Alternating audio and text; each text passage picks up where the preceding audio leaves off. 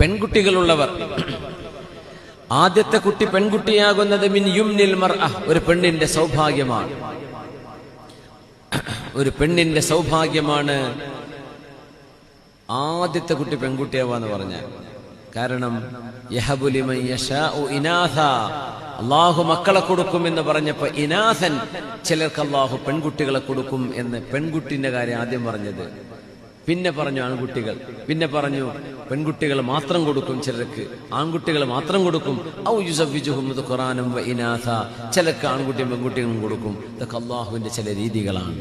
പക്ഷേ പെൺകുട്ടികൾ, മൻ കാന ലഹു സലാസു ബനാത്തിൻ, പെൺമക്കളെ വളർത്തുന്നത് വലിയൊരു ചാലഞ്ചാണ് ഇന്നത്തെ കാലഘട്ടത്തിൽ. അവർ ഹൈസ്കൂൾ പ്രായമൊക്കെ ആയി കഴിഞ്ഞാൽ, ഒരു +1 +2 ഡിഗ്രിയിലൊക്കെ പോകുന്ന സമയമായാൽ പാപ്പമാർക്ക് ഉപ്പമാർക്ക് ബേജാറാണ്, ടെൻഷനാണ്. നമ്മളെ മക്കൾ ആരെങ്കിലും വഴിപഴപ്പിച്ച് കൊണ്ടുപോകുമോ, കുട്ടികൾക്ക് എന്തെങ്കിലും സംഭവിക്കുമോ, എവിടെ കൊണ്ടുപോയി വളർത്തും, എങ്ങനെ ഇവരെ പഠിപ്പിക്കും.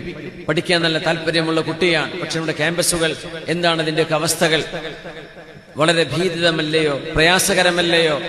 അതുകൊണ്ട് മക്കളെ വളർത്തുന്നത് സ്വാഭാവികമായും ഒരു പരീക്ഷണമാണ്.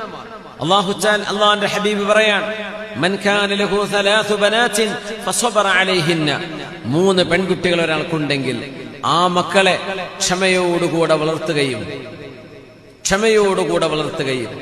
വഅത്അമഹുന്ന, അവർക്ക് ഭക്ഷണം വാങ്ങിച്ചു കൊടുക്കുകയും വസഖാഹുന്ന, അവർക്ക് കുടിക്കാൻ കൊടുക്കുകയും വകസാഹുന്ന മിൻ ജിദ്ദതിഹി, തന്റെ ഹലാലായ സമ്പത്തിൽ നിന്ന്, മിൻ ജിദ്ദതിഹി, സമ്പത്തിൽ നിന്ന് ആ മക്കൾക്ക് വസ്ത്രം വാങ്ങിച്ചു കൊടുക്കുകയും ചെയ്താൽ, കുന്ന ലഹു ഹിജാബൻ മിനൻ നാരി യൗമൽ ഖിയാമ, അന്ത്യനാളിൽ ഈ 3 മക്കളും പിതാവിന് നരകത്തിൽ നിന്ന് തടയാവുന്ന, നരകത്തിൽ നിന്ന് മറയായി വരുമെന്ന് നബിയുനാ റസൂലുള്ളാഹി സ്വല്ലല്ലാഹു അലൈഹി വസല്ലം.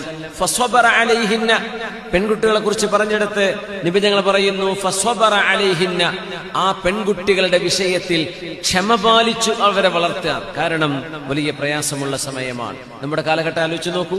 മുമ്പും അങ്ങനെയാണ്, ഇപ്പോഴും അങ്ങനെയാണ്. മുമ്പുള്ള പോലെയുള്ള പേടിയല്ല ഇന്നത്തേത് ദാരിദ്ര്യത്തിന്റെ പേടിയല്ല.